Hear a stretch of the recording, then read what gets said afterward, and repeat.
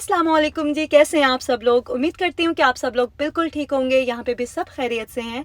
तो जनाब, आज के व्लॉग में हम बहुत सारी बातें करेंगे, गॉसिप करेंगे और इसके साथ साथ होंगे बहुत से काम, क्योंकि पिछले कुछ दिनों से ना मेरे इतने सारे काम पेंडिंग थे। अच्छा, ये मेरे साथ हमेशा होता है, जब मैं रूटीन फॉलो कर रही होती हूँ ना तो सब चीज़ें टाइम पे हो रही होती हैं, अच्छे से सब मैनेज हो रहा होता है।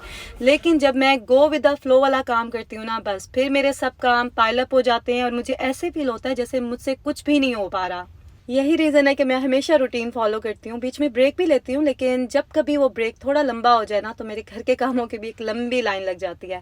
एनीवेज, आज सबसे पहले तो मैंने सोचा था कि अपना रूम क्लीन करूँगी, क्योंकि मेरा रूम जो है ना वो आजकल सबसे ज़्यादा मेसी होता है। वो इसलिए क्योंकि घर में सामान बहुत ज़्यादा है और बच्चों को जब कभी कोई जगह नहीं मिलती है ना कोई चीज़ रखने की, तो वो मेरे रूम में आके रख देते हैं। मैं तो रात को सोने से पहले भी बेड को पहले क्लियर करती हूँ और उसके बाद अपनी सोने की जगह बनाती हूँ।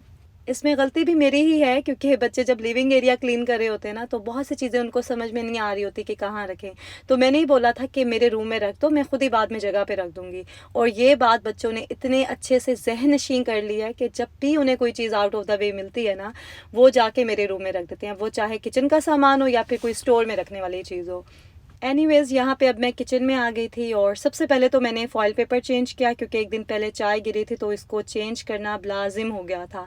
इसके बाद फ्लावर्स मैंने डिस्कार्ड करने थे, क्योंकि 10 दिन हो गए थे इनको। अच्छा, फूड डालने की वजह से ना ये बड़े अच्छे फ्रेश रहे हैं, लेकिन 2 दिन से अब ये भी मुरझा रहे थे। और आप सोचिए, मैं इतनी लेज़ी हो गई हूँ, 2 दिन से मैं देख रही हूँ कि फ्लावर्स जो हैं वो मुरझा चुके हैं, इनको अब डिस्कार्ड कर देना चाहिए, लेकिन अपनी लेज़ीनेस की वजह से मैं कर ही नहीं सकी। एनीवेज, अभी मैंने ये काम भी कर दिया था और आज मैंने यही सोचा था जो भी ज़रूरी काम जो मैं नहीं कर पा रही हूँ ना कुछ दिनों से, वो मैंने आज करने हैं।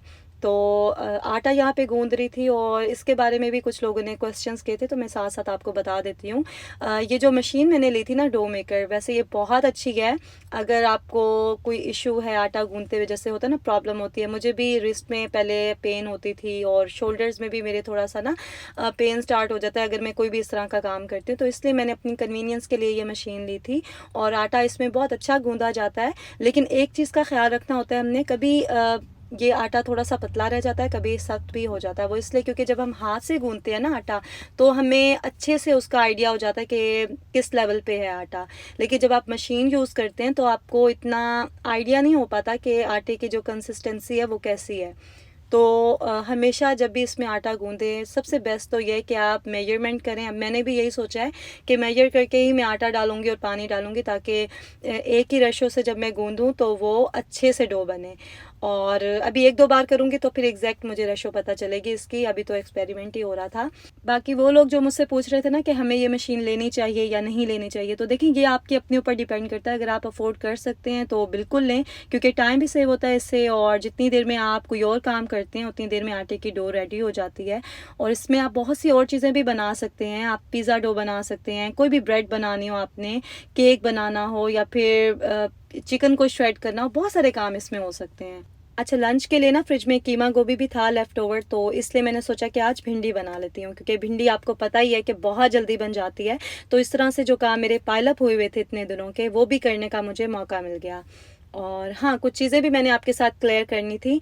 एक्चुअली मैंने नोटिस किया है कि जब से मेरे इन लॉज आए हैं, कुछ अजीब तरह के कमेंट्स आने शुरू हो गए मेरे कमेंट सेक्शन में, तो मैं चाह रही थी उन चीज़ों को क्लियर कर दूं। और उससे पहले मैं आपके साथ सैलड की रेसिपी भी शेयर कर देती हूँ। कुछ लोग पूछ रहे थे कि आप किस तरह से सैलड बनाती हैं। तो सैलड मैं सिंपल तरीके से ही बनाती हूँ। जो भी वेजिटेबल्स होती हैं घर में वो सब मैं कट करती हूँ क्यूब्स में, और ड्रेसिंग के लिए जो है ना, मैं ऑलिव ऑयल डालती हूँ, थोड़ा सा लेमन जूस डालती हूँ फ्रेश, और साथ में चाट मसाला डालती हूँ। इसके अलावा बीन्स या फिर चने वगैरह भी ऐड करती हूँ मैं सैलेड में। ये अच्छे भी लगते हैं और हेल्दी भी होते हैं। तो मैंने बॉईल करके ना उनके छोटे पैकेट्स बना के फ्रीज़ कर दिए, तो इस तरह से कन्वीनियंट रहता है। अच्छा जी, अब हम थोड़ी गॉसिप कर लेते हैं। तो मुझे जो कमेंट्स आ रहे थे ना वो कुछ इस तरह के थे कि आप अपनी वीडियो का कंटेंट बनाने के लिए ना इस तरह से शो करती हैं कि आप हर वक्त काम कर रही हैं, सबके काम कर रही हैं, और असल में आप इस तरह से नहीं हैं। और दूसरा ये कि आप जो मैसेज दे रही हैं लोगों को कि अच्छी बहू बनने के लिए ये सब करना पड़ता है, तो इस्लाम में इस तरह से नहीं है, और इस्लाम में तो जॉइंट फैमिली नहीं है। तो देखिए, मेरा ऐसा कोई मकसद नहीं है कि मैं आपको इस तरह का कोई मैसेज दूँ या फिर ये बताऊँ कि इस्लाम में क्या है और क्या नहीं है। मैं मैं जो भी कर रही होती हूँ ना वही आपके साथ शेयर करती हूँ हमेशा से अपनी वीडियोस में। तो इस तरह से मेरे लिए ईजी होता है। कभी होता है आउट ऑफ द वे जाके मैं किसी टॉपिक पे कंटेंट बनाऊँ, अदरवाइज़ मैं वही दिखाती हूँ आपको जो भी हो रहा होता है मेरी लाइफ में। जितना मैं दिखा सकती हूँ उतना दिखाती हूँ, कुछ चीज़ें मैं उसमें से माइनस भी कर लेती हूँ। ज़ाहिर है सबकी प्राइवेसी होती है और एक लिमिट में रह के ही मैं आपके साथ सब कुछ शेयर करती हूँ।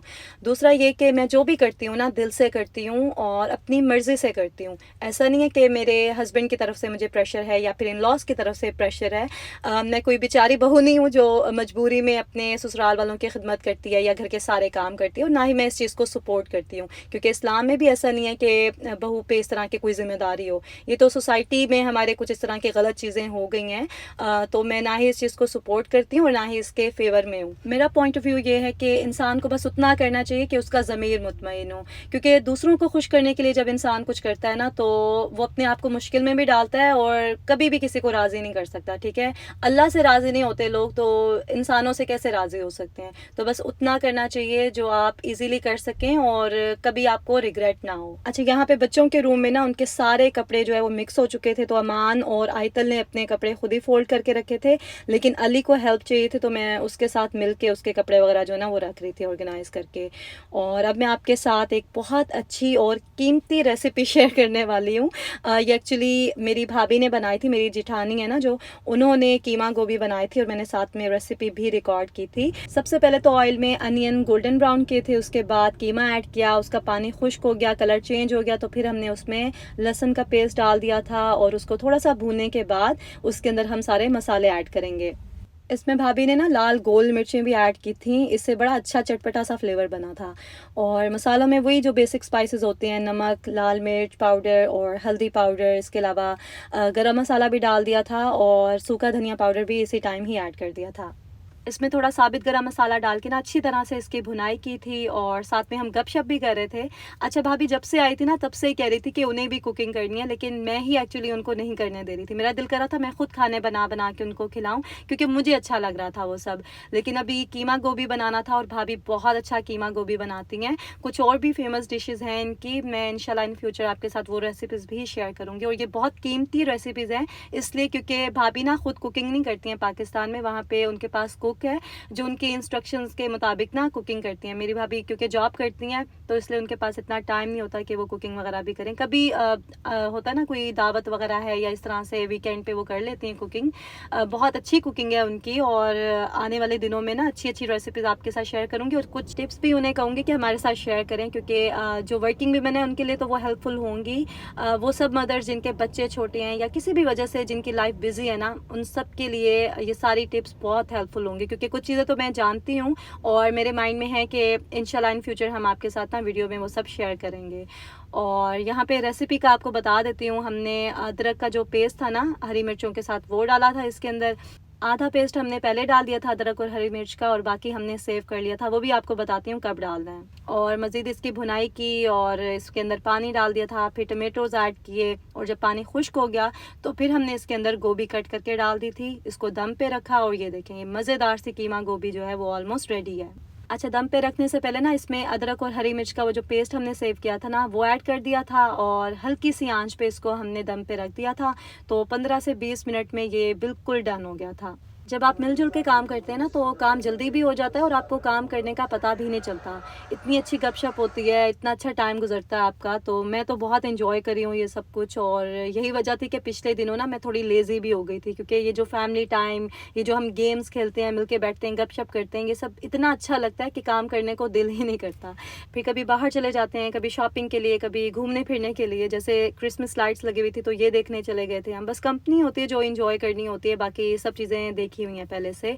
और यह कि रूटीन मेरी सारी ख़राब हो गई लेकिन मेमोरीज़ बहुत अच्छी बनी हैं। और अब मैंने ये सोचा है कि मैं इस सब के साथ साथ ना अपनी रूटीन को भी कंटिन्यू करूँगी, थोड़ी फ्लेक्सिबल सी रूटीन बनाती हूँ ताकि मेरे घर के काम जो है वो भी सारे रूटीन में होते रहें, पाइलअप ना हो और मैं अच्छा क्वालिटी टाइम भी गुजार सकूँ सबके साथ। बच्चों को भी स्कूल से छुट्टियाँ होने वाली हैं और बहुत सारे प्लान्स हैं हमारे इन छुट्टियों में। एक तो अली का बर्थडे आ रहा है, वो हमने अच्छा सा सेलिब्रेट करना है और अली कह रहा था कि मैंने ग्रैंड बर्थडे करना है इस बार, क्योंकि सब लोग माशाल्लाह से साथ में हैं, तो उसकी एक्सपेक्टेशन एक्सपेक्टेशंस भी बहुत हाई हैं। तो लेट्स सी क्या क्या होता है आपके साथ। इंशाल्लाह सब कुछ मैं शेयर करूँगी। आने वाले व्लॉग्स ना इंशाल्लाह काफ़ी इंटरेस्टिंग भी होंगे और डिफरेंट भी होंगे आपके लिए। तो बस यहीं पे आज का व्लॉग एंड कर देते हैं। आप लोग अपना बहुत ज़्यादा ख्याल रखें, दुआ में याद रखें और प्लीज़ पॉजिटिव सोचा करें, हर चीज़ को पॉजिटिव वे में लिया करें। मैं मिलूँगी आपसे बहुत जल्द नेक्स्ट व्लॉग में। टेक केयर एंड अल्लाह हाफिज़।